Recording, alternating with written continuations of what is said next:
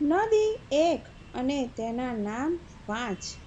ગૌમુખ અહીંથી શરૂ થાય છે ગંગા નદીની યાત્રા. આજે આપણે પવિત્ર એવી ગંગા નદી વિશે વાત કરીશું, જે નદી એક જ છે પરંતુ તેના 5 નામ છે. જય શ્રી કૃષ્ણ મિત્રો, સ્વાગત છે તમારું મારી ચેનલ સ્નેહ સાગરમાં. જો આ ગંગા નદીની માહિતી આપ સર્વને પસંદ આવી હોય તો લાઈક, શેર અને સબસ્ક્રાઈબ કરી બેલ આઇકોન હિટ કરશો, જેથી મારા નવા વિડીયોનો અપડેટ આપ સુધી પહોંચે.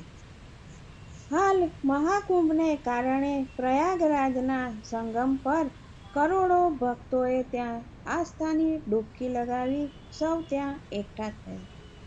પ્રયાગને તીર્થ સ્થાનોના રાજા કહેવામાં આવે છે.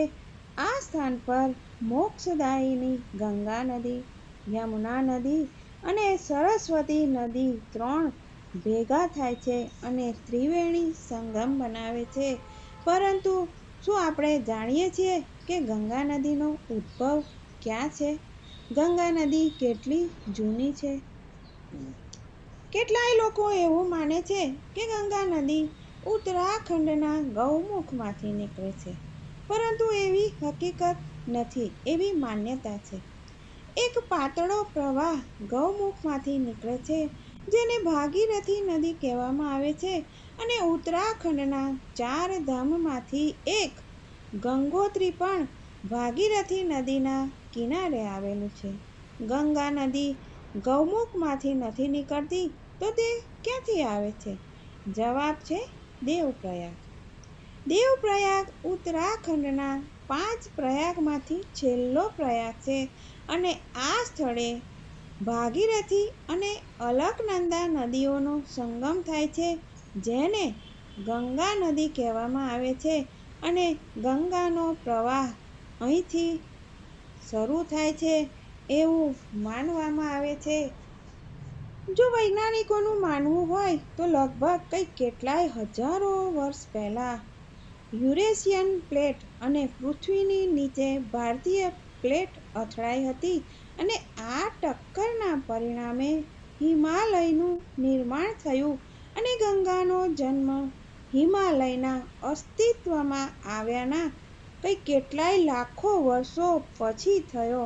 અને અલકનંદા નદી હિમાલયના નંદા દેવી શિખર પરથી ઉદ્ભવ્યા હતા, જે બદ્રીનાથ થઈને દેવપ્રયાગ પહોંચ્યા હતા, અને જેનાથી 5 પ્રયાગ બન્યા હતા.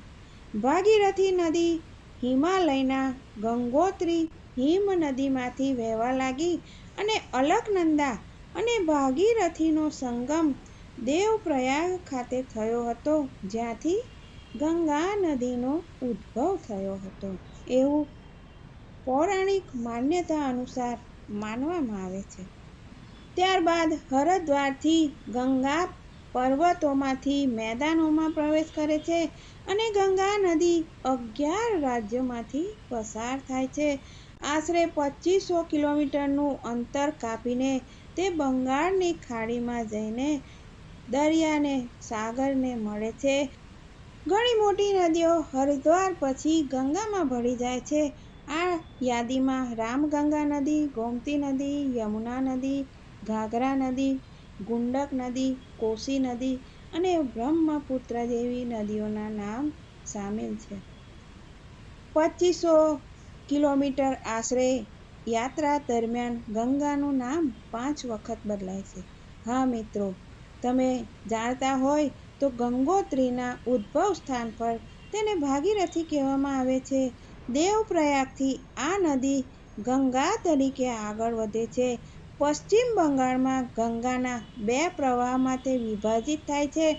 એક કલકત્તા તરફ જાય છે, અને કલકત્તા તરફ જતી પહેલી ધારાને હુગલી કહેવામાં આવે છે, અને બીજી ધારા જે બાંગ્લાદેશ તરફ જાય છે તેને પદ્મા તરીકે પ્રવેશ કરે છે. પદ્મ અને બ્રહ્મપુત્ર નદીઓ બાંગ્લાદેશમાં ભળી જાય છે, જ્યાંથી તેને મેઘના નામ મળે છે. જય શ્રી કૃષ્ણ. ફરી મળીશું આવી નવી અને રસપ્રદ વાતો સાથે.